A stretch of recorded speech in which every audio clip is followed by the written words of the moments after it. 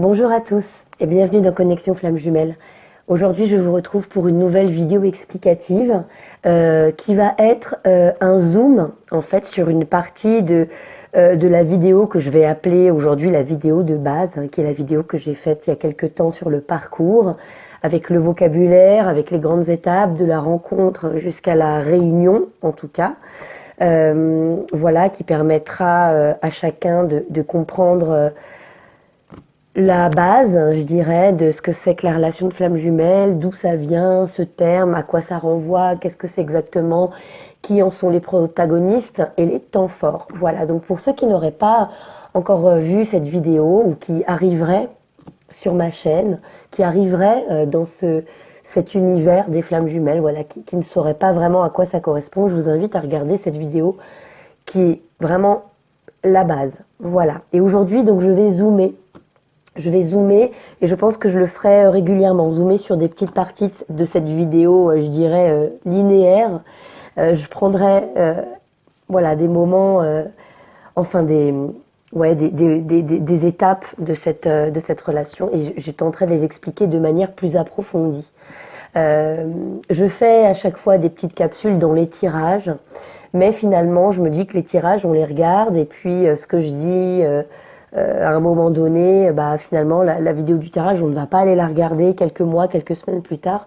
Or voilà, il y a des choses importantes, notamment sur l'alignement qu'on demande aux flammes jumelles, l'unicité, la notion de travail, la notion de guérison, qui sont tout un tas de choses, enfin tout un tas de termes extrêmement importants et qui pour autant sont passés rapidement dans les vidéos de tirage, ou en tout cas si je les développe, voilà, ça se perd ensuite avec les semaines, les mois qui passent et on ne pourra pas re-regarder la vidéo, je sais pas, de février, bon, bref.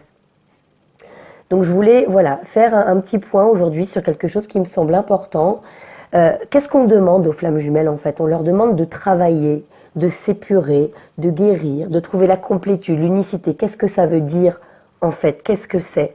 Donc je vais réutiliser mes petits schémas desquels vous avez l'habitude maintenant pour essayer de visualiser exactement ce qu'on demande, l'harmonisation intérieure, sur quoi ça joue, qu'est-ce que ça implique. On va essayer de comprendre ça. Pour ça, on va revenir sur le profil du chaser, on va revenir sur le profil du runner, sur ce qu'ils ont l'un et l'autre à travailler pour s'harmoniser, se comprendre et potentiellement se réunir de manière durable. Voilà. À la fin, je ferai un petit temps, quelques secondes rapidement parce que j'ai beaucoup de questions. Comment puis-je être sûre que cette personne est ma flamme jumelle? Est-ce que vous pouvez me dire si oui ou non je me trompe? Est-ce qu'elle est oui ou non ma flamme jumelle? Est-ce que finalement c'est pas une relation karmique? Est-ce que c'est pas simplement une histoire voilà, qui n'a rien à voir avec les flammes jumelles?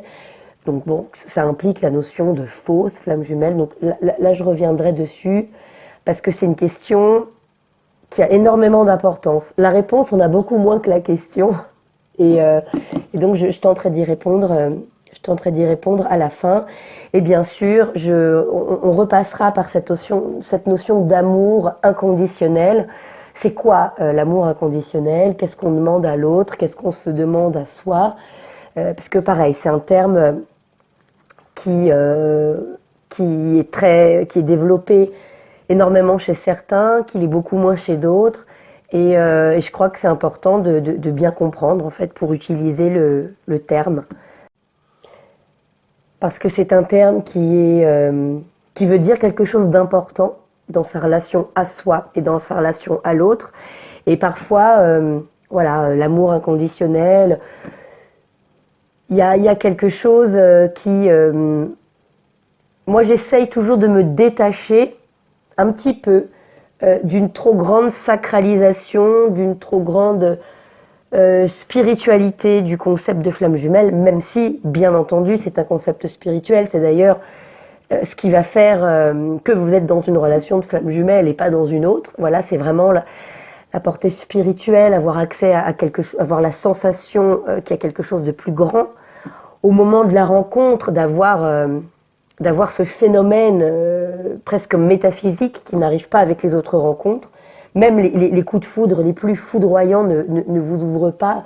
On a l'impression que le ciel s'ouvre ou que le ciel nous tombe sur la tête. On a une impression de lumière. Enfin, il y a tout un vocable qui appartient vraiment à la spiritualité qui vraiment définit la relation de flamme jumelle. Mais étant donné que c'est aussi une relation terrestre, moi j'essaye toujours de la ramener dans quelque chose de très tangible et de compréhensible, presque à un premier degré. Parce que, voilà, on vit aussi de cette... on est incarné, donc on vit sur la terre, on vit dans la matière, et donc j'ai à cœur que la spiritualité redescende un petit peu pour être compris facilement de tous et de toutes, et surtout qu'on puisse appliquer les choses, chacun chez soi, en soi, sans avoir l'impression de devoir être dans quelque chose de trop new age ou de trop métaphysique, parce qu'il y a ce petit côté-là aussi dans la relation de flamme jumelle, l'amour inconditionnel, l'amour absolu, l'amour divin, oui, mais voilà, parlons déjà de ce qui se passe chez soi et de ce qu'on attend de son positionnement vis-à-vis de l'autre. C'est déjà beaucoup, parce que finalement, le côté spirituel, c'est quelque chose qu'on ressent à l'intérieur, cette ouverture à la lumière, cette ouverture au monde subtil, cette ouverture je ressens que je fais partie de quelque chose de plus grand que moi. Je ressens que je suis un atome qui fait partie d'un grand tout, finalement, et que je ne suis qu'un petit maillon de la grande chaîne. Ça, c'est quelque chose qui appartient à chacun et dont plusieurs personnes sur YouTube parlent extrêmement bien. Voilà, et moi, je vais parler d'autre chose, voilà, qui je pense, est complémentaire. Parce que cette partie-là, c'est, je crois, une partie dont on peut se lasser. Parce que tout à chacun, on attend des résultats là, aujourd'hui et maintenant, dans la matière. Qu'est-ce qui se passe ? J'ai beau prier, j'ai beau envoyer de l'amour, mais ce que je vis aujourd'hui n'est pas satisfaisant. Donc moi, j'ai envie d'agir sur ce que je vis aujourd'hui. J'ai envie de vous aider à comprendre comment les flammes jumelles doivent travailler pour ici et aujourd'hui et maintenant et dans la matière, dans le quotidien, dans la vraie vie, dans la 3D, puissent voilà, s'harmoniser. Alors pareil, hein, 3D, 5D, n'hésitez pas à reprendre la première vidéo parce que je ne vais pas revenir dessus. Allez, on va y aller, j'ai assez parlé comme ça. Donc la relation de flamme jumelle, on le sait, c'est deux polarités. La polarité chaser, la polarité runner. Alors, la polarité de chaser, c'est ce qu'on va appeler le yang. Et la polarité runner, c'est ce qu'on va appeler le yin. Voilà, ils sont là. Une même âme incarnée dans deux corps, un yin, un yang. Alors, qu'est-ce que c'est que le yang ? On est bien d'accord qu'il y a une complétude. Il y a une complétude. Donc, on est sur un rapport d'énergie inversée, de conscience inversée et complémentaire. Dans chacune des polarités est contenue l'autre polarité. Je passe très vite parce que je l'ai déjà beaucoup dit. Le yang, il est dominé, si on a envie d'étendre un petit peu la compréhension, par deux éléments. L'élément feu et l'élément terre. Le yin, il est dominé par deux éléments. L'élément air et l'élément eau. Le yin et le yang se complètent. Le feu, la terre, l'eau et l'air. Voilà, on est toujours, quelle que soit l'approche, que ce soit une approche via le Tao, qui est une philosophie chinoise, qui est, je pense, la plus représentative du rapport des flammes jumelles, ou après, quand on est dans un symbolisme tellurique, cosmique, etc., voilà, on est toujours dans une complétude. Et on a aussi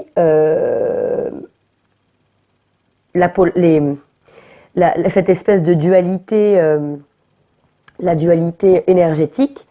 Le yang, c'est une énergie masculine et le yin, c'est une énergie féminine. Ça, on l'avait déjà dit. Le yin, c'est le féminin. Le yang, c'est le masculin. Le yang, c'est le feu et la terre. Le yin, c'est l'air et l'eau. Le chaser, le yang, c'est l'astre solaire. On est sur le soleil au niveau de la symbolique et le runner sur la lune. La différence entre ces deux-là, c'est quoi? C'est qu'on a un chaser, pardon, qui est dominé par le feu et la terre, c'est-à-dire l'action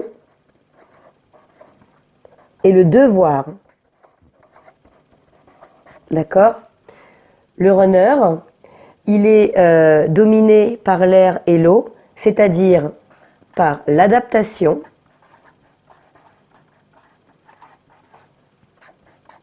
et l'intuition.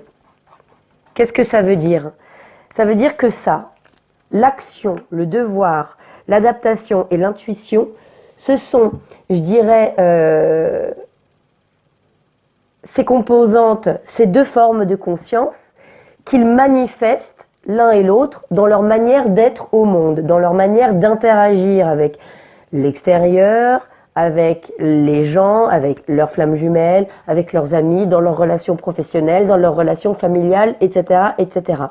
Le chaser, pourquoi il agit comme ça?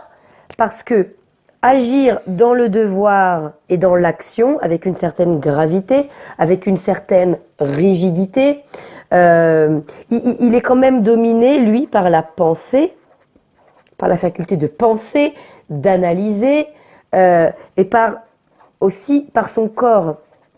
Il se positionne, il s'engage, il y va. Pourquoi? Parce que, en règle générale, et ça on va le voir après, c'est ce qu'on va appeler le karma et les blessures, il est dominé soit par la blessure d'abandon, soit la blessure de trahison, ces blessures qui prennent, on va le revoir tout à l'heure. Et finalement, l'adaptation et l'intuition, qu'est-ce que ça donne chez le runner? C'est quelqu'un qui va avoir énormément d'empathie. Il ressent l'autre. C'est quelqu'un qui ne sait pas dire non, hein, le runner. Il a toujours envie de faire plaisir. Il a toujours besoin d'être apprécié, d'être aimé. Donc, il dit oui un peu à tout le monde. Il dit oui, mais jamais pleinement. Vous allez lui proposer quelque chose, il va jamais vous dire « Ah ouais, non, franchement, j'ai pas envie, non, ça m'intéresse pas. » Il va dire « Oui, ok, bah je te confirme. Ouais, ok, bah on verra plus tard. »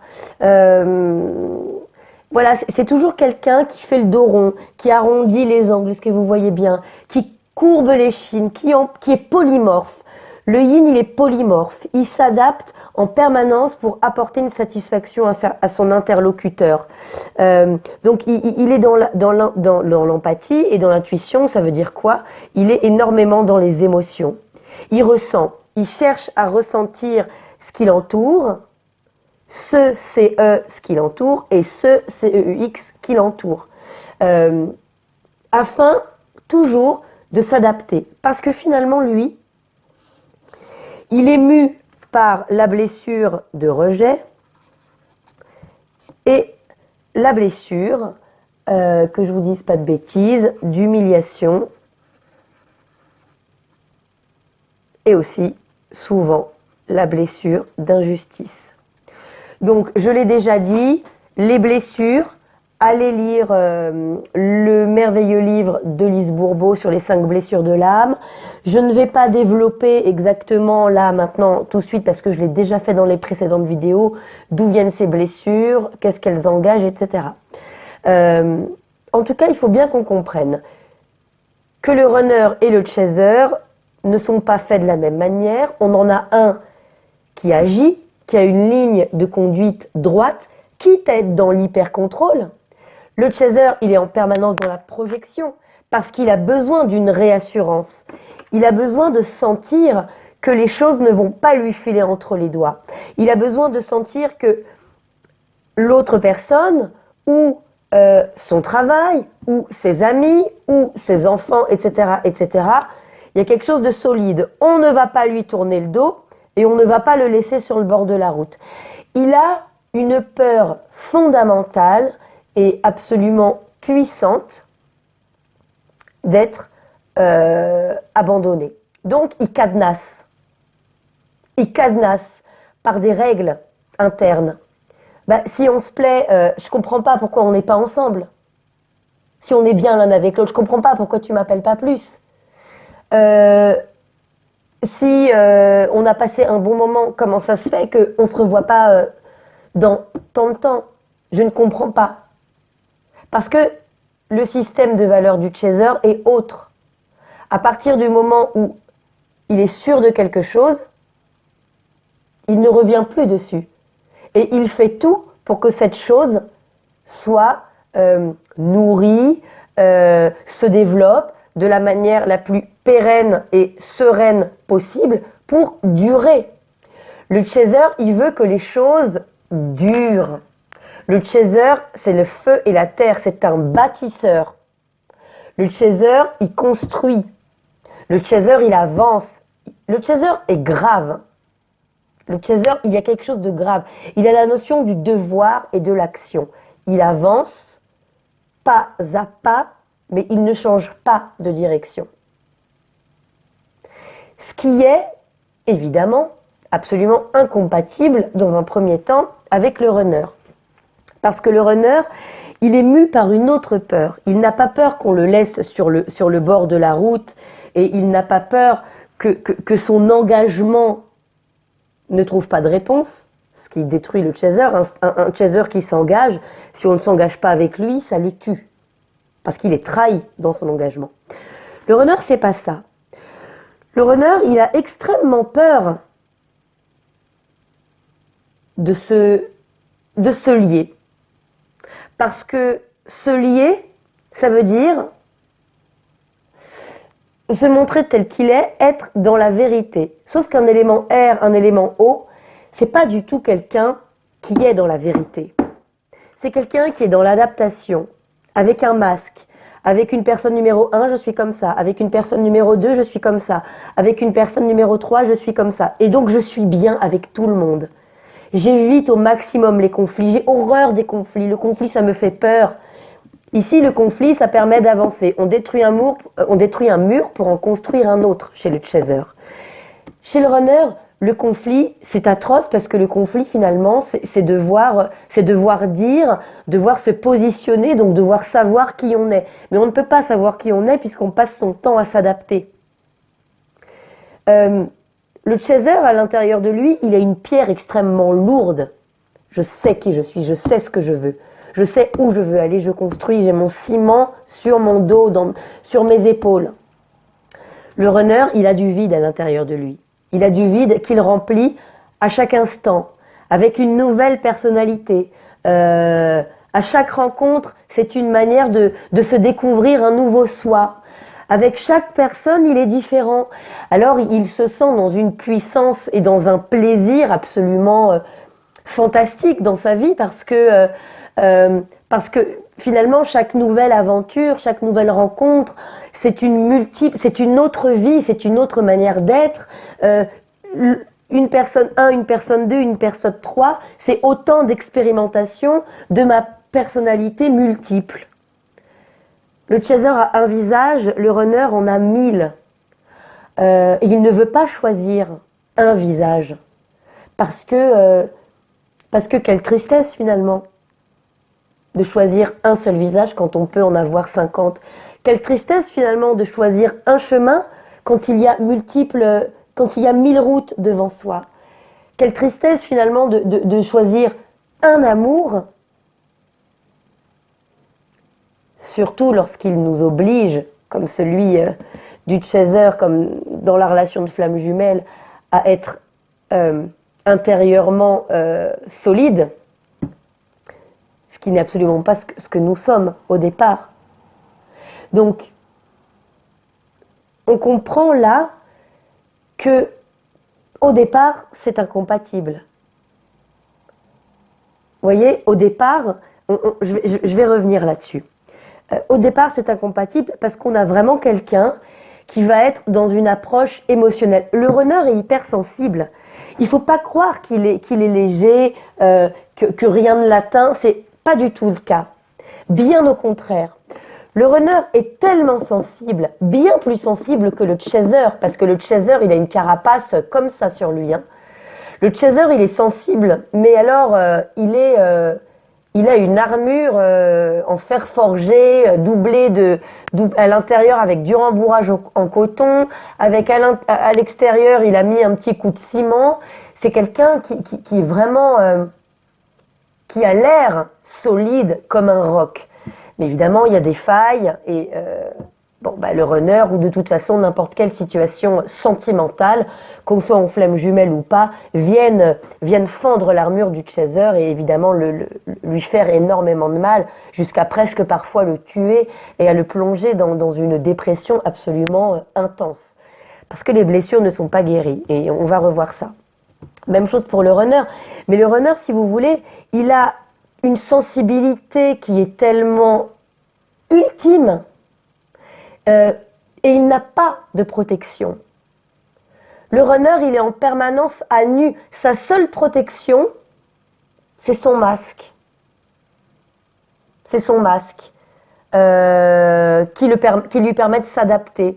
C'est son masque qui lui permet d'apporter toujours à l'autre dans sa vie une satisfaction, avoir et d'être toujours dans une image de réussite. Je suis sympathique avec tout le monde, je dis oui à tout, je rends service, je suis le bon copain, je suis le collègue idéal, je suis l'employé idéal, je suis un être idéal. Voilà, mais je ne peux pas m'engager parce que m'engager, c'est être moi-même. Et je ne sais pas qui je suis.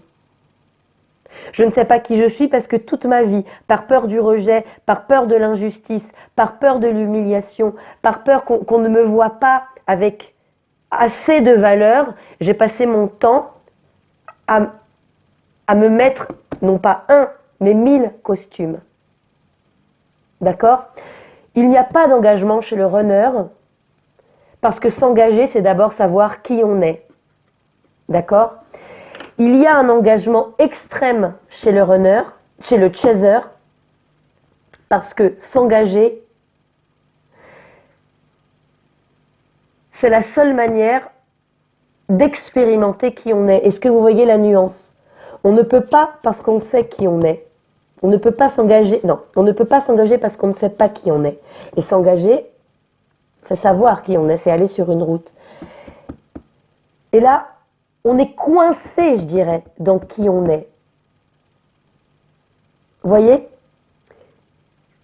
On est embourbé dans une gravité, dans une responsabilité, dans une peur de la souffrance qui est telle qu'on a mis des murs dans tout ce qui pourrait être plus léger, plus souple, plus d'adaptation, voilà, voir quelqu'un sans savoir quand est-ce qu'on va le revoir. On ne peut pas. On ne peut pas. Le chaser ne peut pas. Parce que l'abandon et la trahison le tuent. Donc il doit cadenasser. Le runner, il ne peut pas prendre une direction, il ne peut pas se positionner, il ne peut pas s'engager. C'est pas qu'il ne peut pas être fidèle, c'est pas ça. C'est qu'il ne peut pas finalement être une personne unique parce qu'il ne sait pas qui il est. Donc il a besoin d'être plusieurs personnes tout le temps, tout le temps, tout le temps. Il a besoin de ne jamais vraiment dire oui et en même temps de ne jamais vraiment dire non, de partir pour revenir, de dire je t'aime mais je ne peux pas être avec toi parce que finalement choisir pour qu'il puisse choisir une personne, il faut d'abord qu'il se construise. Et dans sa vie, il n'a jamais été construit. Donc c'est ultra angoissant de demander à un runner de se positionner. Voilà, dans un premier temps. Parce qu'il n'a pas de fondation. Vous voyez, le chaser, c'est ce que j'expliquais, il a son sac il a son sac de ciment quoi dans le dos. Et puis chaque pas qu'il fait, il met une pelle de ciment. Ça c'est solide, ça bouge plus. Le runner, pas du tout. Le runner, il n'a que de l'air. Et voilà, il va au gré de l'eau, voilà, au gré du courant. Tiens, là il y a quelque chose, ah bah tiens je vais le vivre, oh, mais c'est génial, ah mais là il y a autre chose, tiens mais ça aussi je vais le vivre. Parce que finalement ce masque, cet être multiple, lui permet de non pas expérimenter sa personnalité, mais d'expérimenter toutes les personnalités, mais le but ultime des deux, c'est le même, c'est être aimé. Le chaser a besoin de cadenasser pour que l'amour ne s'en aille pas. Et le runner a besoin d'ouvrir les fenêtres, d'ouvrir les portes pour être libre de vivre un amour qui ne l'emprisonne pas. Voilà. Alors l'enjeu, donc on a bien compris qu'on est très différents, mais donc très complémentaires. Le runner gagnerait à mettre un petit peu de ciment dans sa vie, déjà pour savoir qui il est à l'intérieur de lui, et le chaser gagnerait à ouvrir un petit peu les fenêtres pour pas étouffer ni lui-même dans ses blessures, ni l'autre. Ce dessin-là, ce yin et ce yang-là, parfait et équilibré, ce 100% ici et ce 100% ici qui donne un 100% parfait, ça c'est ce que vous avez, je dirais, avant l'incarnation sur Terre dans 2 corps, et c'est ce que vous avez au moment de la fusion. Rappelez-vous la frise chronologique, au moment de la fusion où tout le monde est guéri, on arrive à ça. Mais, et c'est l'idéal à atteindre pour reformer, qu'ici il n'y ait pas de coupure, mais quand on se rencontre, on n'est pas comme ça. Par contre, je reviens un petit peu. Au moment où vous êtes avec votre flamme jumelle en face de vous, ce 100% intérieur et ce 100% global, vous le ressentez. Vous le ressentez comme une évidence, c'est ça dont je vous parle quand je vous dis le ciel s'ouvre au-dessus de vous. La lumière vous tombe dessus parce qu'il y a une respiration, une plénitude, une complétude, une évidence qui n'arrive avec personne d'autre et qui arrive même après la séparation. Vous pouvez avoir une séparation de 6 mois, de 3 ans. Il suffit que vous restiez 1 seconde face à votre jumeau pour que toute la douleur que vous avez ressentie pendant ces mois, ces semaines, s'évapore en 1 fraction de seconde. Parce qu'au niveau énergétique, vous êtes recomposé. Il vous apporte son yin, vous lui apportez votre yang, vous êtes complet. Au moment où vous êtes ensemble, ça parle à ça. Et au moment où vous êtes ensemble, je vais peut-être changer un peu du bleu, ça parle à ça. D'accord ? Je refais une intro hyper longue en fait. Bon, désolé, ça prend du temps pour ceux qui ont déjà vu. Mais au moment de la rencontre, vous n'êtes pas du tout dans cet état de complétude. Vous êtes comme ça.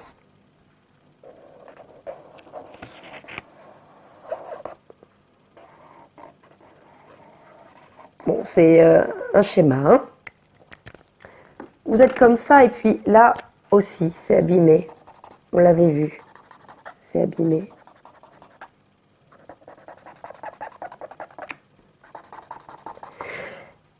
Alors ça, on le rappelle, qu'est-ce que c'est ici ? Ça, c'est votre intériorité, c'est votre karma. Et ça, c'est vos blessures. Donc je le redis, le karma, qu'est-ce que c'est ? Le karma, c'est tout le transgénérationnel. Hein, on l'avait vu. C'est-à-dire les mémoires familiales, les mémoires familiales, alors ce qu'on appelle aussi mémoire karmique, hein, c'est ça, les mémoires ancestrales. Voilà, j'ai expliqué déjà hein, dans les contrats d'âme, je ne vais pas revenir. On a dans nos gènes la marque de ce qu'on a vécu avant. On a dans notre inconscient, dans notre subconscient, la trace des nœuds familiaux de nos aïeux, de nos parents, de nos grands-parents. On dit un secret de famille, il peut traumatiser plusieurs générations de manière inconsciente. On a la marque émotionnelle de notre passé à grande échelle, notre macro-passé. D'accord? Et finalement, notre micro-passé, notre passé à nous, du moment de notre naissance à notre mort, finalement, ce serait ça. On va dire que ça, ce serait le chemin de vie. Eh bien, nos blessures, voilà, constitutionnelles de notre incarnation, de notre existence, elles sont là. Nos blessures, voilà. Donc, nos blessures d'abandon, réactivée parce que quelqu'un nous a quittés, notre blessure de trahison réactivée parce que quelqu'un nous a trompés dans le travail, dans le couple, etc., etc. La vie est longue hein, et tout au long de la vie, voilà, on rencontre diverses et variées blessures qui sont extrêmement douloureuses. Pourquoi de plus en plus douloureuses quand on avance sur son chemin de vie? Parce que toutes ces blessures-là qu'on acquiert jour après jour, semaine après semaine, mois avec mois, mois après mois, année après année, elles renvoient au karma. Toujours. Cette fameuse blessure, ces fameuses blessures originelles d'abandon, de trahison, ces fameuses blessures transgénérationnelles qui ne sont jamais guéries. Je ne vous refais pas, mais c'est exactement la même chose de l'autre côté. Donc, qu'est-ce qui se passe? Au moment où on se rencontre, au moment où on se reconnecte, puisqu'on fait partie du même œuf, puisqu'on fait partie, nous sommes la même âme, immédiatement, on se ressent, et dans cette fameuse sphère énergétique qui s'appelle la 5D, on reforme ça. Quand on retrouve notre flamme jumelle, notre énergie yin et notre énergie yang qui sont blessées, boursouflées, abîmées, égratignées par nos douleurs, par nos blessures, par notre vie, elles retrouvent leur forme originelle. Et c'est ça, cette respiration qu'on ressent tous quand on rencontre notre autre, cette complétude, cette euphorie, ce vertige qu'on ressent d'être face à un autre on n'a jamais connu quelqu'un qui génère ça en nous, parce qu'il génère notre complétude parfaite à l'intérieur de nous. La même chose de l'autre côté. Sauf que, on l'a vu, il est où? Voilà, on l'a vu. On n'est pas du tout les mêmes à ce moment-là. Chacun dans nos vies. Action, devoir, adaptation, intuition, yang, yin, feu, eau, terre, air, lune, soleil. On n'est pas du tout régi par les mêmes choses. Mais, pour revenir sur ce que je disais tout à l'heure, comme on est abîmé, on est dans une je dirais, comment, je vais pas vous inventer un terme, j'allais dire hyper élémentarité, mais c'est un peu ça.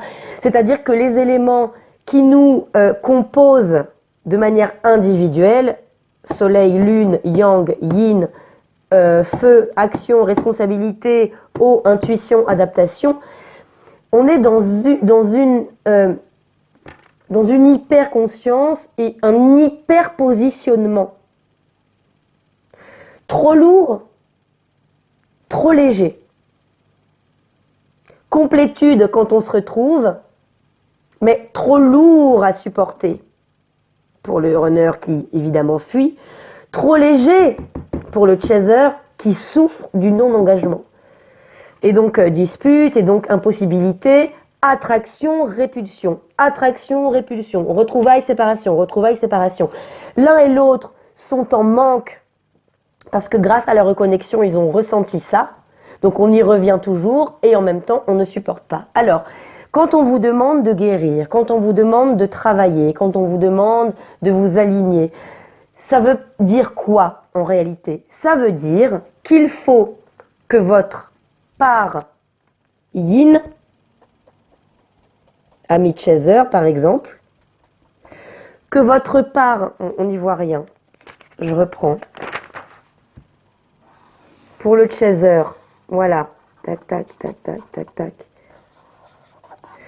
On va vous demander que votre yin ici, et on va demander que la part yang ici ne soit plus écrasée par un yang trop fort.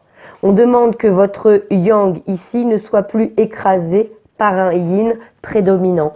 Il va falloir non seulement comprendre comment fonctionne l'autre, entendre comment fonctionne l'autre, mais intégrer la manière dont il fonctionne pour pouvoir rééquilibrer en vous, rééquilibrer en vous. C'est-à-dire que, voilà, vous avez votre partie ici, le chaser et le runner avec vos blessures, voilà, tout au long de la vie, qui viennent réactiver vos blessures karmiques. Mais du coup, qu'est-ce que c'est toutes ces blessures-là karmiques qui vous abîment? En fait, elles viennent déformer, boursoufler votre yin pour le chaser. Le yang va surdominer le yin. Et ici,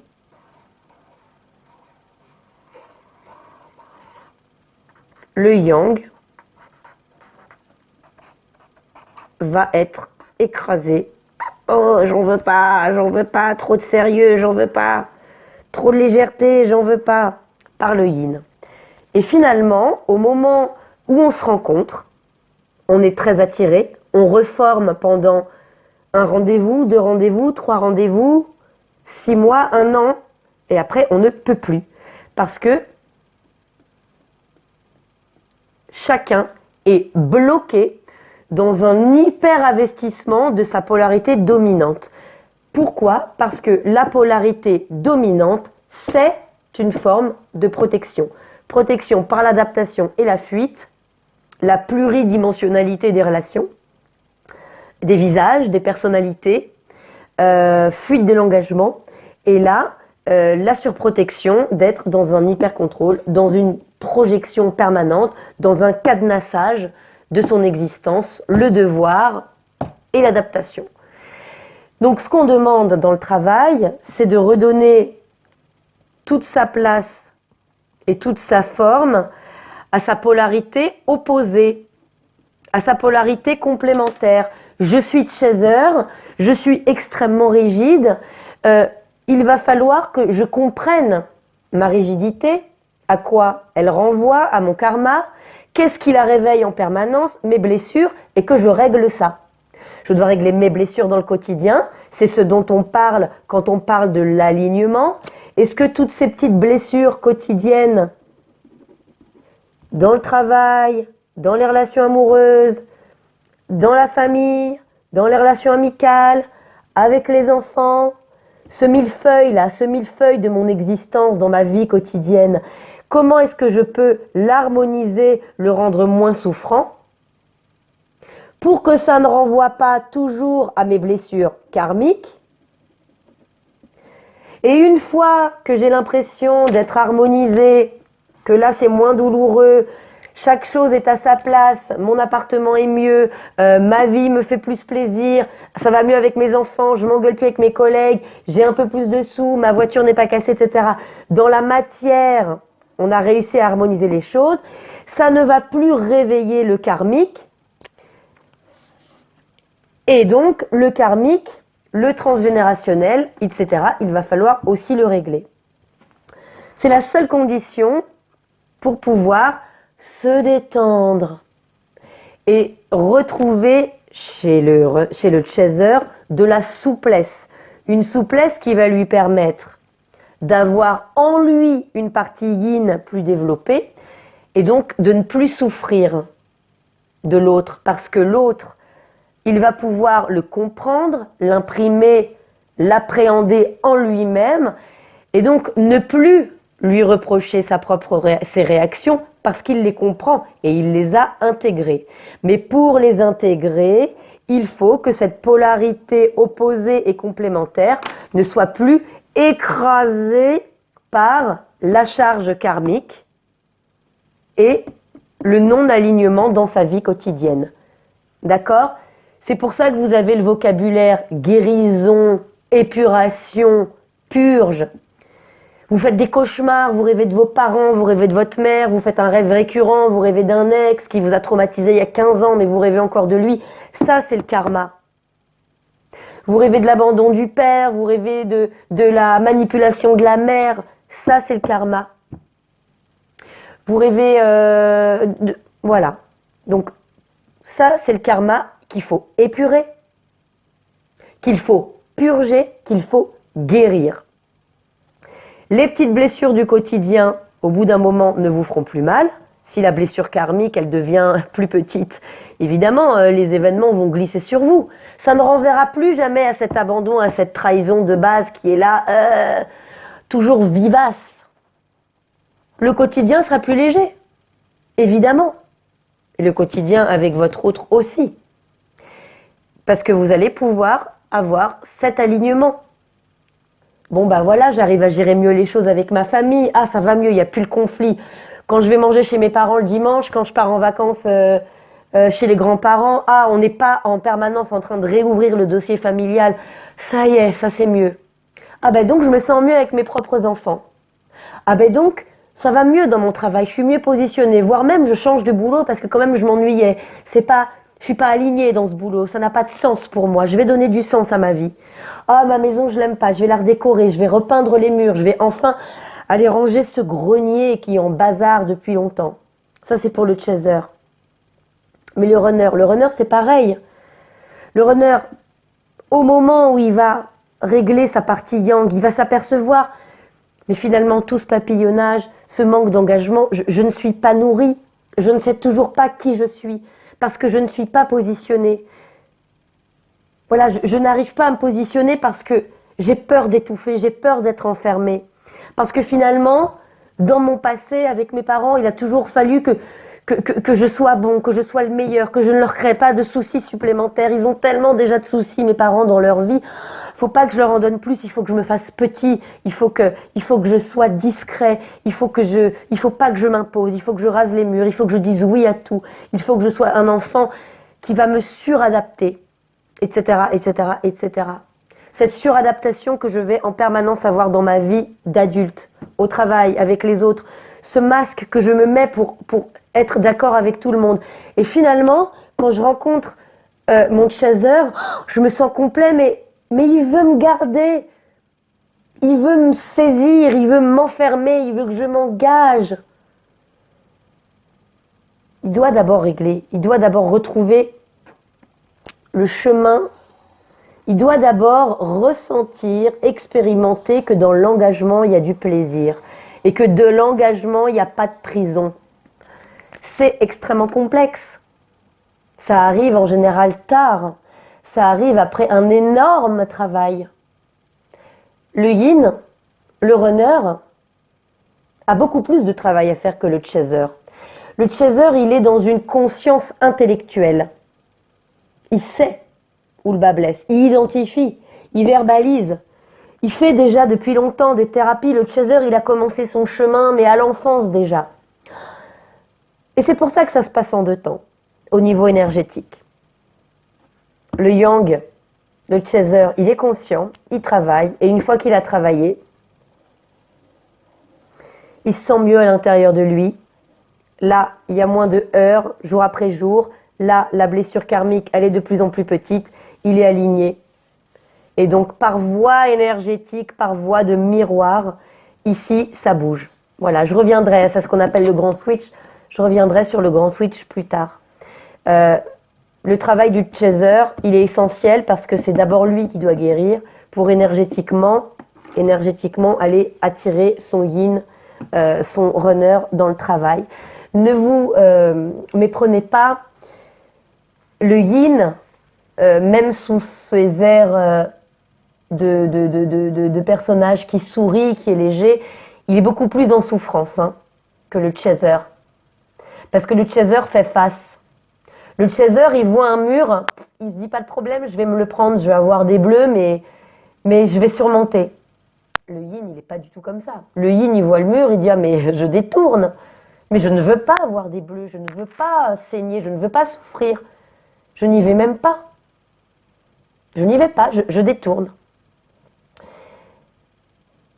Il y a mutuellement une forme d'admiration finalement. J'admire sa légèreté et j'admire son engagement.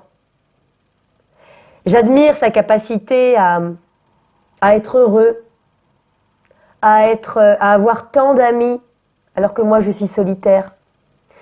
Et là, j'admire sa capacité à être solitaire, alors que moi, la solitude se vide face à moi-même, parce qu'il n'y a pas de moi-même, il ne sait pas qui il est le yin, puisqu'il est différent avec tout le monde, qui il est à l'intérieur, il ne sait pas. Pouvoir être solitaire, c'est une force que le yin n'a pas. Donc il n'est jamais seul, il a toujours plein de potes, il va à droite, à gauche, il a beaucoup de relations de travail, il voyage pour son travail ou pour son...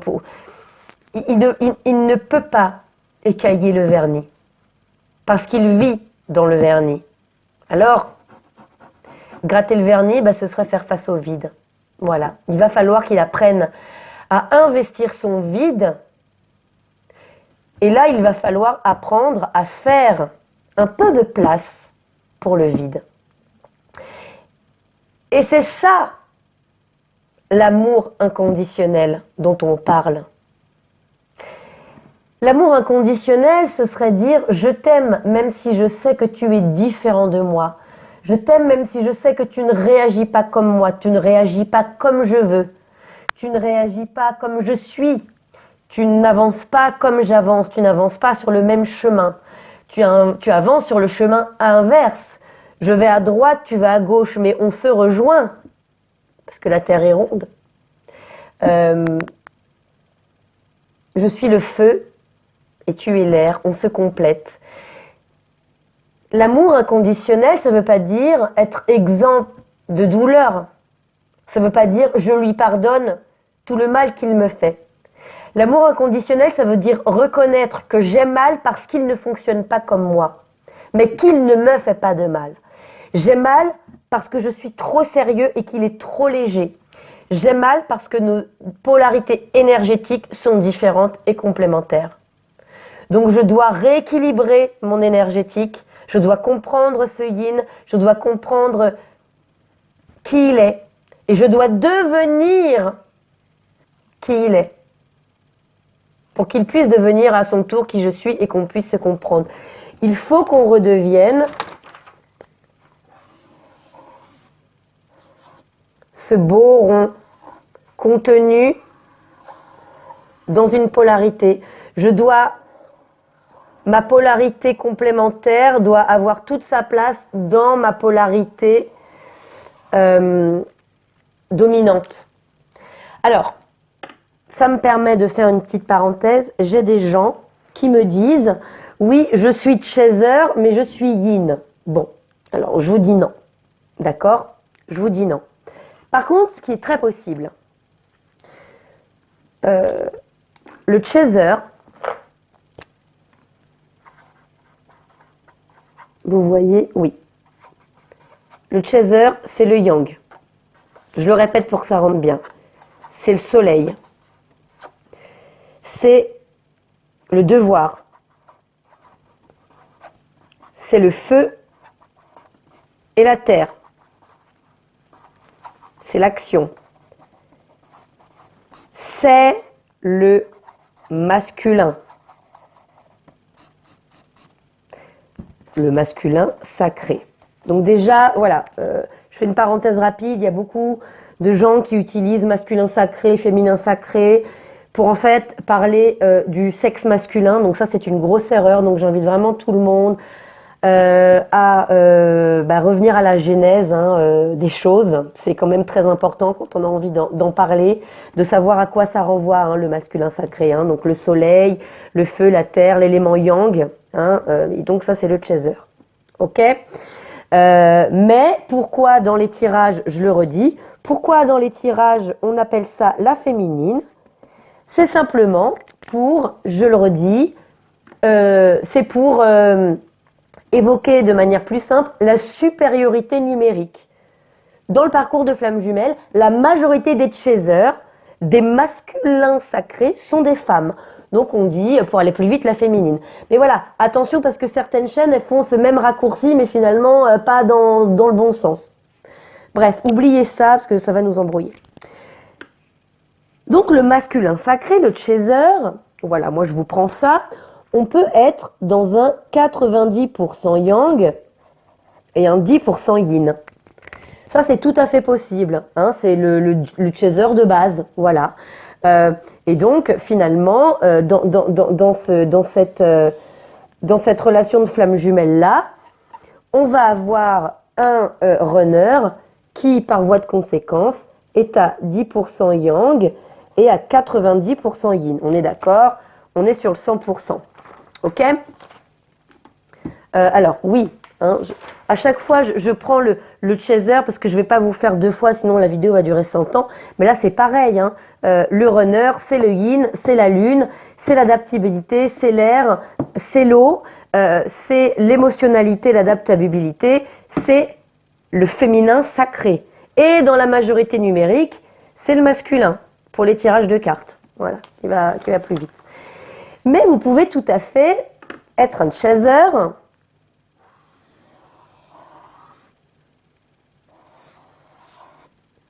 Vous pouvez tout à fait être un chaser avec un 70 yang, 30% yin.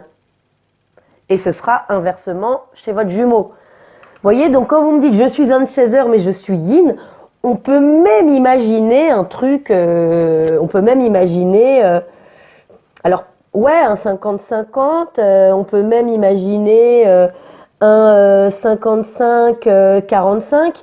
Donc on peut avoir des chasers avec une forte proportion de yin. Mais vous êtes toujours la polarité yang en prédominance. Sinon, vous êtes yin. Si vous avez plus de yin que de yang, vous êtes yin et donc vous êtes un runner. Donc après, voilà, il faut aussi savoir se placer. Pourquoi il y a des gens qui disent, voilà, je suis chaser mais je suis yin? Peut-être qu'ils sont chaser aujourd'hui. Moi, j'en ai eu en guidance personnalisée. Des gens qui me racontent leur histoire. Si ces personnes se reconnaissent, je les embrasse très très fort. Très très fort. Qui me racontent leur histoire parce qu'aujourd'hui, voilà, ils courent après leur autre qui leur a couru pendant des années, pendant presque toute une vie. Donc ils découvrent le phénomène de flamme jumelle aujourd'hui, ils pensent qu'ils sont runners, mais en fait pas du tout.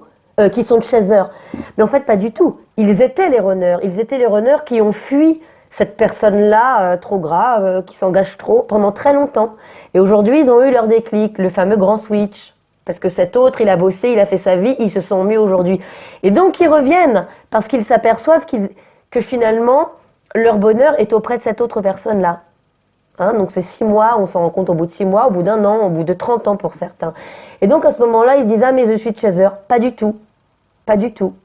Vous êtes juste un yin qui avait énormément travaillé parce que le temps a passé, vous avez eu votre déclic, vous avez géré vos blessures karmiques, vos blessures du quotidien, vous avez aligné votre vie dans la matière et aujourd'hui votre part yang vous fait un petit peu moins peur. Vous engagez à 40 et quelques années vous fait moins peur qu'à 20.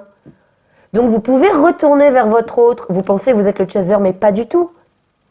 Vous avez fait un travail pendant des années et vous avez moins peur. Vous pouvez vous réengager. À l'intérieur de vous-même, vous êtes toujours la même personne, cette polarité runner, cette polarité yin qui a besoin de rencontrer du monde, de se lier, de s'ouvrir, de s'adapter, de faire du bien autour de vous. Mais vous n'avez plus peur de vous engager. On ne change pas sa polarité. Par contre, la polarité complémentaire peut prendre sa place et s'épanouir. Et là, on se retrouve. D'accord? Je ne sais pas si c'est clair, je suis un peu partie dans tous les sens.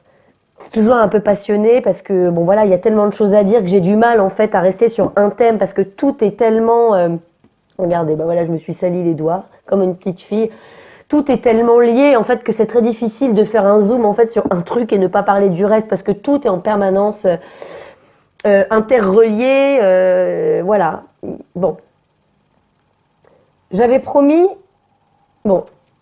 Allez, dans quel sens? Allez, oui. Donc, je termine juste avec ça et ensuite je fais ce que j'avais promis.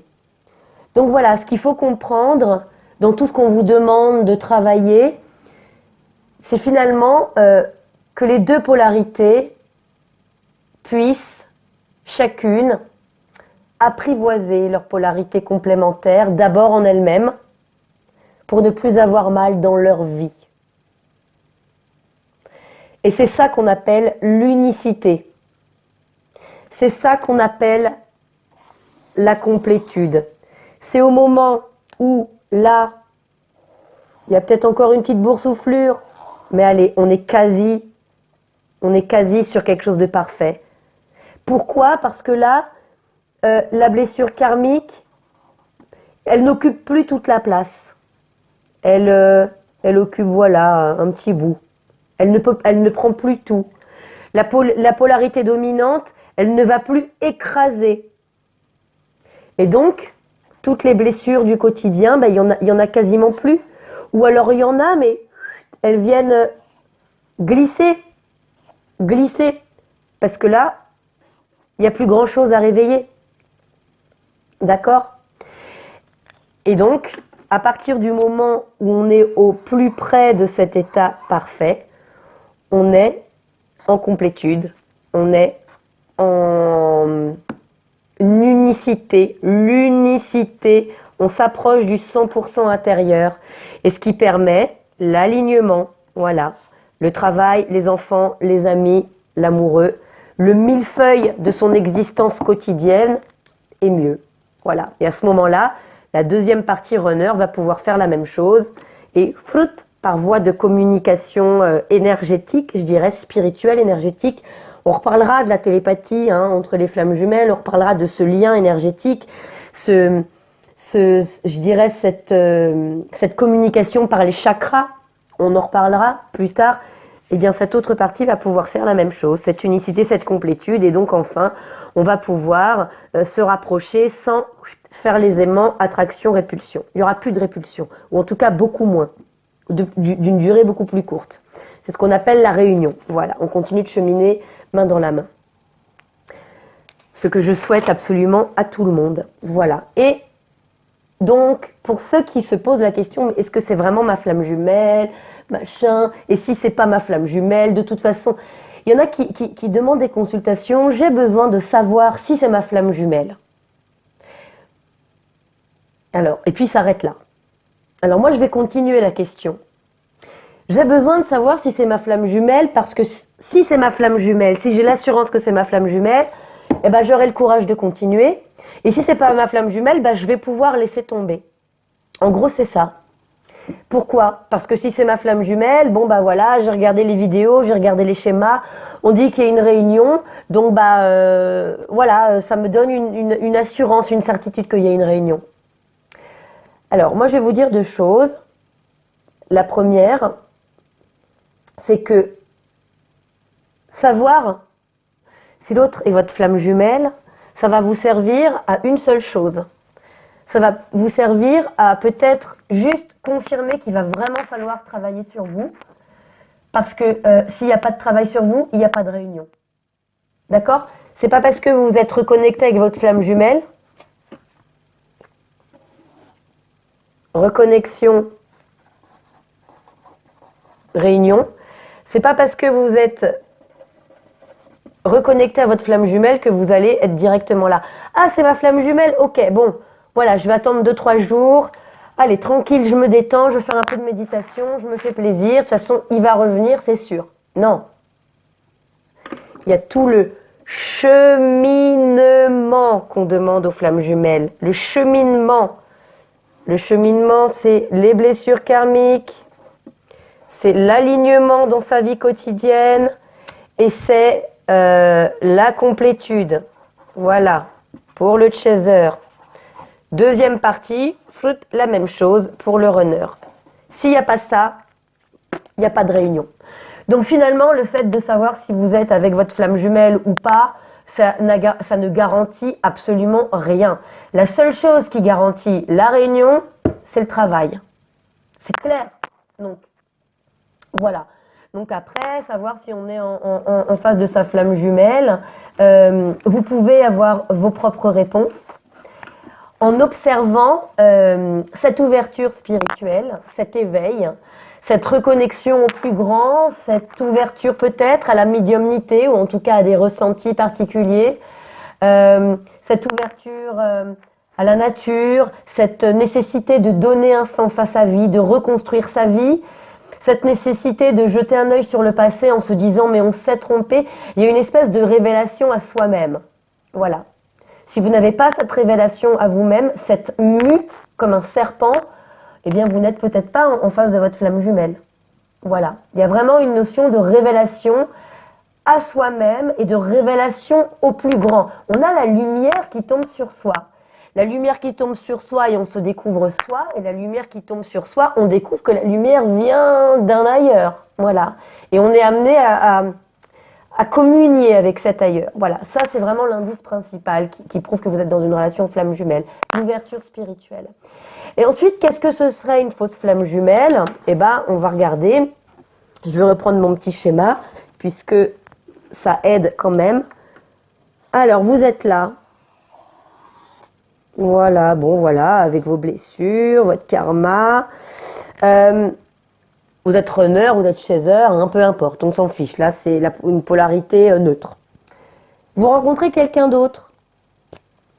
Vous rencontrez quelqu'un d'autre qui vous attire. Vous vous dites, ah, mais on pourrait se compléter, qui vous ressemble un peu.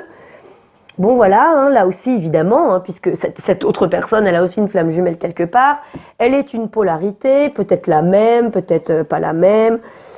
Il a aussi ses blessures, il a aussi son karma. Bon, mais finalement, qu'est-ce qui va différencier cet autre-là? On a vu hein, dans la vidéo sur les contrats d'âme, il y a les âmes sœurs, il y a les relations karmiques, de votre flamme jumelle. Eh bien, dans votre composition à vous, votre polarité à vous, on imagine, vous êtes 70 yang, 30 yin. Bon. Et bien cette personne-là, vous allez m'obliger à faire des calculs, et là je suis vraiment pas bonne en maths, on va dire elle est à 69, yin, 31 yang, ou plus ou moins. Mais vous voyez, elle n'est pas tout à fait votre moitié.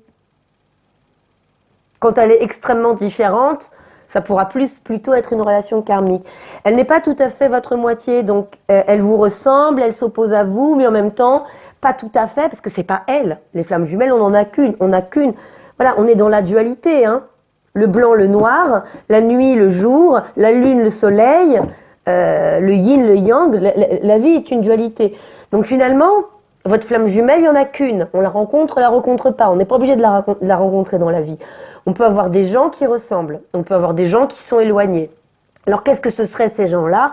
Alors, si on a envie d'appeler ça une fausse flamme jumelle, bah, vous pouvez, parce que là, effectivement, la répartition énergétique, elle est tellement proche de l'inverse de la vôtre qu'on peut appeler ça fausse flamme jumelle.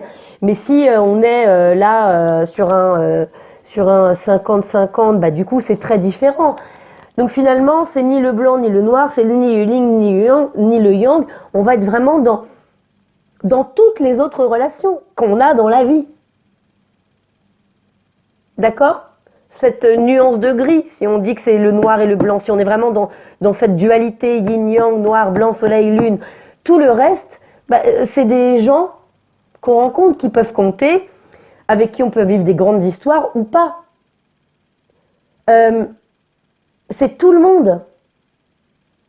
C'est pour ça que finalement le terme fausse flamme jumelle il n'existe pas, hein, parce qu'on a une flamme jumelle, voilà. Et les autres, c'est autre chose, c'est d'autres gens. Est-ce que on est triste si on n'a pas rencontré sa flamme jumelle? Ça n'a aucun intérêt.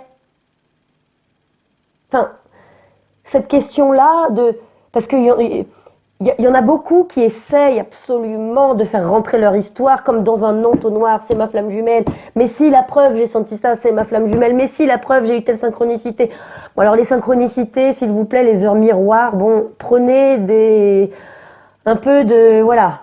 Je ferai une vidéo sur les synchronicités. On peut pas franchement dire que les heures miroirs, ce soit quelque chose auquel il faut vraiment s'accrocher, hein. On est quand même avec les portables, les box, la télé, les machins, le tableau de bord de la bagnole. On a du numérique partout. Donc bon, attention, les heures miroirs. Bon, bref, parenthèse fermée, je ferai une vidéo sur les synchronicités. Il y en a vraiment qui veulent faire rentrer comme dans un entonnoir leur relation dans un processus de flamme jumelle. Mais pourquoi? Une relation qui n'est pas une relation de flamme jumelle, ça n'est pas une sous-relation. Les relations âme-sœur, c'est magnifique, c'est même plus beau qu'une relation de flamme jumelle parce que je vous assure que c'est plus facile à vivre. Quand on est sur un 70-30, on rencontre sa personne 69-31, c'est bien aussi. Ça va être un vrai cheminement, hein, presque le même. Quel est l'intérêt de vouloir absolument être en flamme jumelle? Votre relation de flamme jumelle, c'est juste et simplement ni plus ni moins une histoire d'amour, comme toutes les autres histoires d'amour. D'accord? Elle ne mérite pas plus d'attention, elle ne mérite pas moins d'attention. Une histoire d'amour lambda qui ne serait pas flamme jumelle, c'est pas une sous-histoire. Vous avez en face de vous un humain, vous avez des sentiments amoureux, il y a de l'amour, il peut y avoir de l'amour. L'amour inconditionnel, c'est valable pour tout, pas que pour les flammes jumelles. Accepter l'autre, s'accepter d'abord en soi, c'est un chemin qu'on doit tous parcourir pour être heureux en amour, avec sa flamme jumelle ou pas. La seule différence, c'est que la flamme jumelle, c'est la relation peut-être la plus douloureuse que vous allez avoir à vivre. Parce que vous allez vous réparer définitivement. Quand on s'est reconnecté avec sa flamme jumelle, qu'on veuille arrêter ou pas, parce qu'il y en a plein qui disent ça, j'arrête, c'est trop dur, j'arrête, j'en ai marre. Ben c'est bien, on s'arrête pendant un temps et on fait autre chose, il n'y a pas de problème, ça fait partie du chemin. Mais on ne peut pas arrêter une relation de flamme jumelle, parce qu'à partir du moment où on s'est reconnecté à l'autre, on est lié énergétiquement toute sa vie. Voilà, donc soit on travaille pas. C'est tout. Et on peut décider de faire autre chose, on a le droit. D'accord? Mais on ne peut pas y échapper. Je pense que beaucoup d'entre vous pourront le témoigner, qu'on se réveille 10 ans, 15 ans après, on a fait des enfants avec quelqu'un d'autre, mais on s'aperçoit que voilà quoi. Ou alors on a quelqu'un qu'on connaît depuis 20 ans et on n'a jamais vraiment pu faire sa vie avec quelqu'un d'autre parce qu'on a cet autre dans la peau en permanence, même si ça fait 15 ans qu'on ne l'a pas vu. Voilà, on n'échappe pas à la relation de flamme jumelle. Donc on ne peut pas dire j'arrête pas. On peut choisir, je travaille pas, ça oui. Je m'occupe de moi, je m'occupe pas de moi. Voilà, je suis dans le déni, ou j'affronte. Bon, voilà. Donc en général, le yin, il est pas mal dans le déni. Et le yang, il affronte. Et vu que le yang affronte, le chaser affronte, bah, au bout d'un moment, même si c'est un peu long, le yin... Pourquoi il y a certaines vidéos qui disent en ce moment que les flammes jumelles qui se reconnectent maintenant, ça va aller beaucoup plus vite que les autres? Alors oui, il y a ce côté, il y a certains médiums qui disent qu'ils reçoivent des messages de la source. Ok, bon, moi je leur laisse ça. Très bien, moi je ne reçois pas de messages de la source. Moi je vous l'expliquais, je me détache de trop de spiritualité. Mais pour autant, ces personnes-là, je pense qu'ils sont dignes de confiance, vous pouvez les écouter. Voilà, ils sont animés aussi par ils vivent cette relation de flamme jumelle. Moi, pourquoi je dis que ça va plus vite? Je dis que ça va plus vite tout simplement parce qu'aujourd'hui, les gens qui se reconnectent maintenant et qui sont amenés à rencontrer ce concept, on leur apporte les outils. Alors que les gens qui se reconnectaient il y a 15, 20, 30 ans, ils n'avaient rien, ils avaient juste leur souffrance qu'ils cherchaient d'éviter en renforçant chacun de leur côté leur polarité principale et donc autoprotectrice. De plus en plus de yang, de plus en plus de yin pour fuir et pour se protéger. Sauf qu'aujourd'hui, vous arrivez dans un parcours de flamme jumelle, vous avez une reconnexion avec une personne, ce truc est dingue, tac, vous tombez sur ces vidéos-là, sur d'autres qui sont magnifiques, de personnes magnifiques, magnifiques. Je pense à David Sabat qui est magnifique, je pense à Pascal Montagnac qui est magnifique. Moi, c'est des gens qui me parlent énormément. Avec qui je partage énormément le positionnement. Il y a une spiritualité, mais il y a une notion de travailler dans la matière, pour soi, en soi. Voilà. Et donc, on vous apporte des outils. Donc, bien sûr, ça va plus vite parce qu'il y a une prise de conscience qu'il faut travailler qu'il n'y avait pas il y a plusieurs années. Voilà pourquoi ça va plus vite. Après, pour tout ce qui est de la montée en vibration de la Terre, de l'ère du Verseau, de la nécessité de s'ouvrir au divin, pour tout ce qui est de les flammes jumelles sont des travailleurs de lumière, vous avez une mission cosmique à réaliser sur la Terre, ça je le laisse à d'autres, parce que je ne pourrais pas en parler. Voilà, moi je m'occupe vraiment de la partie développement personnel, communication énergétique, répartition du travail, qu'est-ce qu'on nous demande. Voilà, et puis je vous restitue les énergies ambiantes par les tirages de manière bimensuelle ou peut-être plus tard de manière uniquement mensuelle. Mais je suis là, si j'ai une mission de vie par rapport à ce parcours de flamme jumelle, c'est vraiment de vous aider à le comprendre dans votre quotidien, dans la matière, d'essayer de vous faire comprendre ce qui se passe en vous, ce qui se passe en l'autre, comment ça communique et comment on arrive à une réunion. Voilà. Il y aura plein de prochaines vidéos comme celle-ci sur le switch, sur la réunion, etc., etc. Voilà, je reviendrai bientôt. En tout cas, je vous remercie de m'avoir écouté, d'avoir été jusqu'au bout. J'espère que c'était clair et pas trop passionné. Et en tout cas, je vous embrasse tous très fort. Il n'y a pas de méchant, il n'y a pas de mauvais dans la relation flamme jumelle. Il n'y a que des personnes en souffrance qui doivent se guérir pour pouvoir aimer, être aimé. Et pour pouvoir aimer et être aimé, on l'a compris, il faut d'abord conquérir sa propre unicité. Je vous embrasse très fort et je terminerai par une recommandation bibliographique qui est le livre de Fabien Marchand. Voilà, de la gémelléité à l'unicité, qui est absolument une Bible pour les vraies flammes jumelles et pour tous en fait, hein, parce que finalement cette compréhension du travail, elle est valable pour absolument tout le monde, voilà. Parce que tout le monde, finalement, il y a deux cas de figure, soit on est avec sa flamme jumelle, soit on est avec sa fausse flamme jumelle. Ou on est avec son âme sœur et dans ce cas-là, on regarde même pas les vidéos parce qu'on est super heureux. Voilà, je vous embrasse bien fort et je vous dis à bientôt.